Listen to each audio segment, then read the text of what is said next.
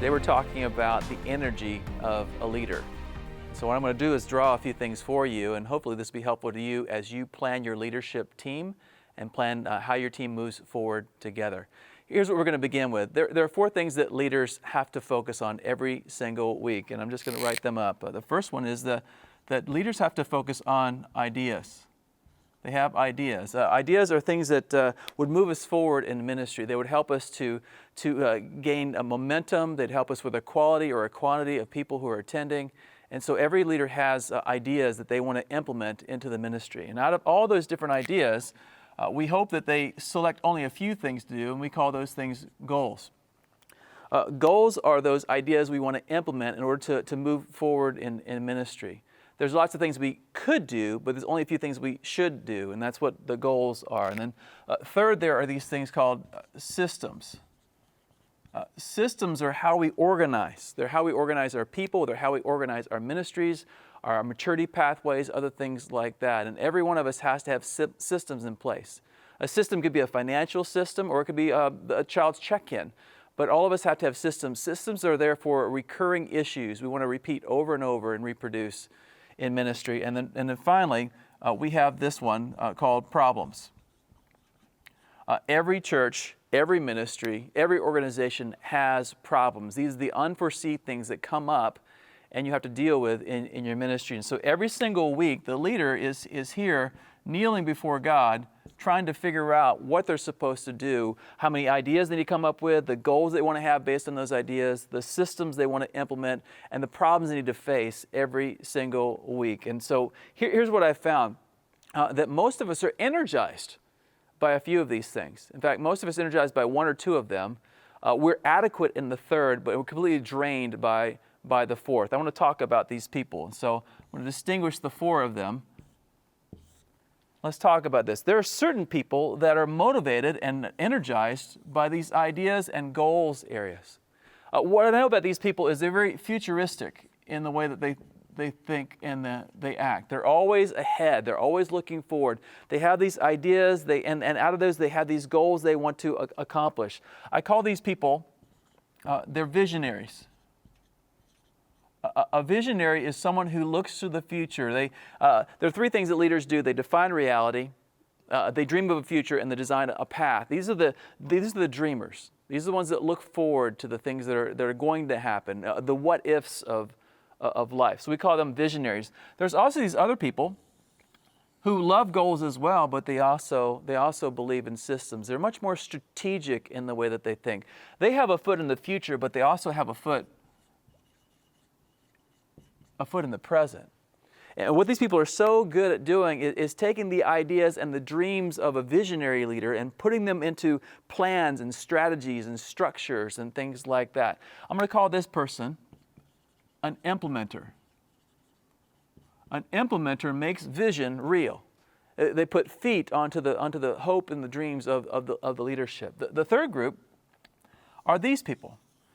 They also love systems, and they really actually enjoy problems. Now, for a guy like me, it's hard to believe anyone likes problems, but some people love to engage in problems. And these people, if you notice, their whole life is in the present. They love to take what they have and maximize it. They love to make the best of it. The word excellence is an important word to these people.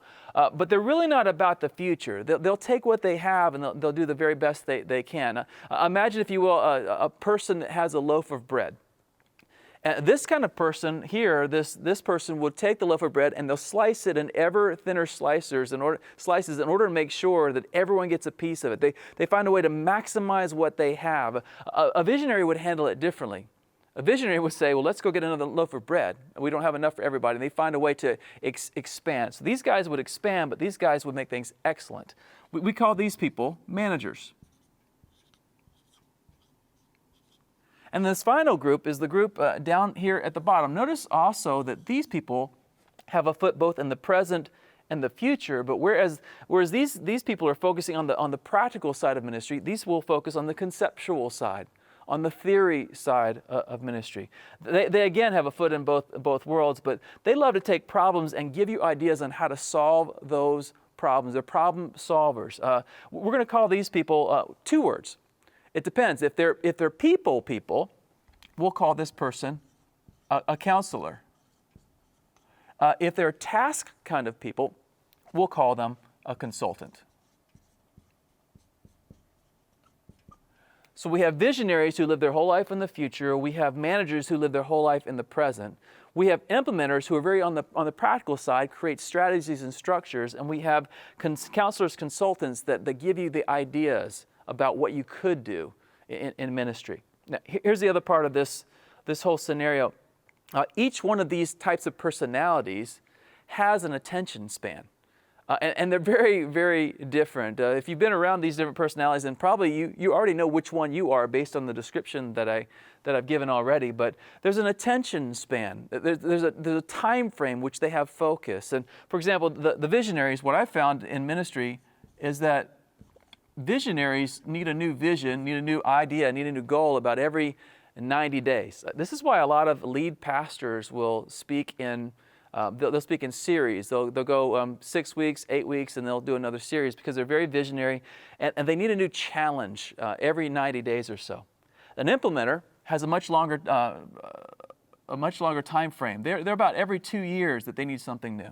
They can focus on something all the way through the conceptual part of it, and then through the first phase of it, the first implementation of it. But after a while, once it's about 80% done, they want to give this up to somebody else. Will someone please take this because I'm off and I want to do something brand new in ministry.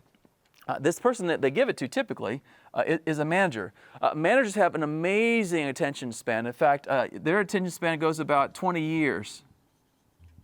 20 years. Not 2 years, not 90 days, but 20 years. They can do the same thing over and over and over and over and over, and they just don't get bored with it. These are the kind of people that are accountants and some teachers and some others, but they just like things to stay the same, and they try to maximize and make them excellent. And then finally, you've got these people at the bottom, the counselors and consultants. Let me ask you a question. If you go to a counselor, how long are you in their office? 30 minutes, maybe an hour. Let's just give them a benefit of the doubt. Let's just say 90 minutes. These are your dreamers. These are your schemers. These are your creatives. These are the ones that want to change everything. A lot of worship pastors come into this area where they want to change the worship service every single week. A whole lot of people are in this area. So you've got these attention spans that you have to deal with. Here's some typical staff. Typically, a lead pastor is in the visionary category. An executive pastor is in the implementer category. A lot of the administrative staff are here in the manager category, and the creatives, whether it's drama or graphic arts or music or whatever, tend to be in this area. So here's the question: which one are you, and which ones are on your team? Now, let me talk about this a little bit more, because what I find in this scenario is this. Very often, there's a visionary leader who's out there leading the pack, and what he thinks he needs is stability. And so what he surrounds himself with is just the opposite. I need to be stable, and so I got to have people around me. And so when he chooses staff and he chooses a board, he typically chooses the manager types, because number one, he hates that stuff, and he's just not sure he can do that stuff. He needs people who are going to be stable and make sure it happens. The problem with that is very often managers like things the way they are. They don't like change, and yet the visionary lives for change. They always want to have change in their lives. And so there's this conflict. And what I found is in these personalities, when you don't have anything in common with each other, then you tend to have problems with those people. Visionaries see managers as slow to change. Managers see visionaries as reckless. Same thing's true in implementers and counselor consultants. Implementers look at counselor consultants and say they're all talk and no action. And counselor consultants say, you know what, you guys are kind of prideful because you think there's only one way to do things, and you move forward too quickly without enjoying the moment of ideation and creation and thinking through things. And so you have to work with each other. I know a lot of churches where the visionary leader has chosen a board that are all managers. And here's the thing, even though they're called visionaries think that vision is verbal. And so what they do more than anything else is they talk and talk and talk and talk about the vision. They use their voice, they use the pictures in their head, but they never actually write it down. They never actually show people what it's like. Managers are just the opposite. To managers, vision is not verbal, vision is visual. They have to see it to believe it. Let me give you an example from my own life as a pastor. There were years ago at the church where I was at, I thought we should go multi-site. And I went to my board and said, hey, we should go multi-site. And to a person, they said, absolutely not. We could never do that. I can't understand. Why would we do that? We love being the size church we are. We love what we have. They didn't want to go there. And so what I did with them is I, first of all, had them read a book called Multi-Site Revolution. And then there was an opportunity with a friend of mine who had a church where he said, listen, why don't you come over to my church and do this experiment? So I went to the church and I brought the board and I brought the staff and said, hey guys, let's just pretend like we were given this church. And let's just imagine what would we do with this church if we did. And so we all got involved in this activity. And by the end of the day, all these people who were on the manager side realized, you know what, we could actually do this. We saw where the children's ministry would go. We saw where the worship ministry would go. We saw where the worship experience would be, where the students would be. We saw all the things that could happen in this new building. And because we experienced it, because we didn't just hear about it, but we saw it and experienced it, we were able to make that change. This whiteboard leadership moment is about energy in ministry. So a couple questions you want to ask. Number one is, which one am I? Which one am I? Am I a visionary? Do I live my whole life in the future? Am I an implementer? Do I have one foot in the future and one foot in the present? Do I love to create strategies and structures to make things move forward? Am I a manager? Am I someone who takes things that are already existing and take what I have and I just make it excellent, the best I can possibly make it?